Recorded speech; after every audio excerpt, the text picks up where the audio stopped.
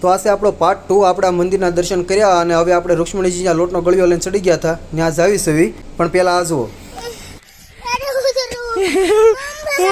બીક લાગે અને પોગી ગયા માથે પણ હાફી ગયા થાકી ગયા એ હાવ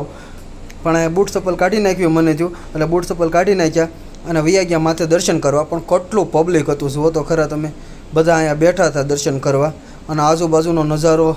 એક નંબર હતો પણ હું છે ને એવો થાકી ગયો ને વાત પૂછોમાં અને આ ધજામાં જુઓ કાંઈક બંગડીઓ સડાવેલી છે માનતાની સડાવી શેની સડાવી તો આપણને બહુ ખબર નથી પણ નજારો એક નંબર છે આ ચોમાસામાં કેવો નજારો છે એ વિચાર કરો અને પછી નીકળી ગયા અમે અહીંયા ગરમ પાણીના કુંડે નાહવા જુઓ તમે આ મૂર્તિ હતી અને આ કુંડે અમે નાહ્યા પણ હું